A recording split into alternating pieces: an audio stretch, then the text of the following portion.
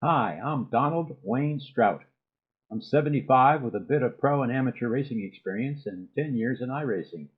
I crashed my plane a few years back, and now I am a bit handicapped with two broken legs. I'm no alien, maybe a bit old and slow, but I can hold my own in the 1500 to 2000 iRating range. I'm an engineer, not a coach, but I've been a client of many very good coaches. I do videos and weblogs to be a resource and to use my experience to help others enjoy iRacing more. So let's get into it. In the first two parts of the series, the pedals are the most difficult part. We introduced the concept of using the inputs graph overlay and placing it on your screen so that you can see it in your peripheral view.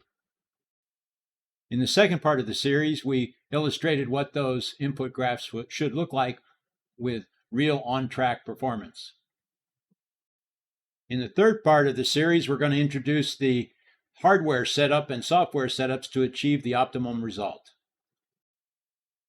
There are many great pedal sets available from various manufacturers. All of them are capable of achieving excellent results, and each require a little bit different setup. I am using the GT Pro pedals available from Ricmotech, and I will illustrate how I set those up. Some of these principles are universal and can be applied to any pedal setup. The linkage can be adjusted by rotating the screw in the balance bar of the tilt and pedal assembly that they use. The actual pedal position can be adjusted with the threaded rod and clevis that connect to the braking master cylinder. The geometry of your ankles and the position relative to the brake pedal are critical to achieve consistent results. I fabricated a custom radius heel platform to place my foot on to make sure that I was able to rotate my foot properly. I also sculpted a special socket for my heel made from a piece of yoga block foam. The brake pedal travel and feel is adjustable by changing out the different elastic bushings. The spring-loaded throttle pedal has two adjustable throttle stops. Ergonomics are important. It's critical that the angle of your ankle be 90 degrees to the pedal. It is good to have a small dead spot built into the linkage, and you can also build a dead spot using the software.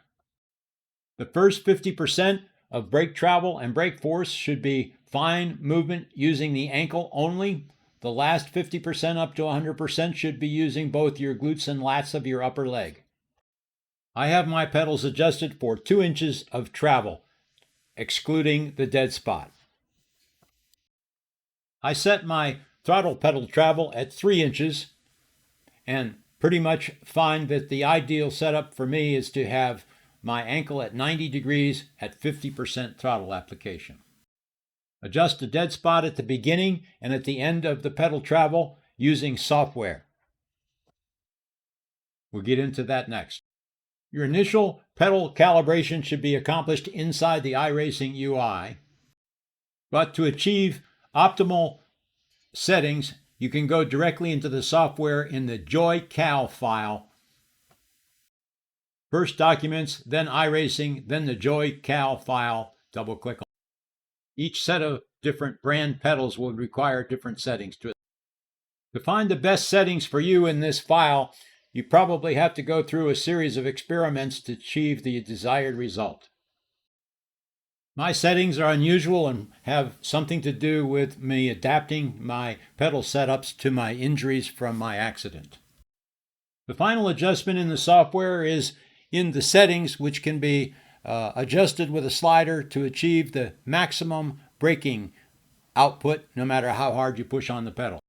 Some people call this the brake hack, but essentially it's very useful, particularly for cars that do not have wings and where 75% is probably the maximum braking that you can achieve without locking up either the front or the rear. So the goal is to see this pattern on your input graph. Quick application and a gradual trailing off to the apex with an immediate application of throttle. I hope you have found this video and explanation helpful, and I hope you have a great day.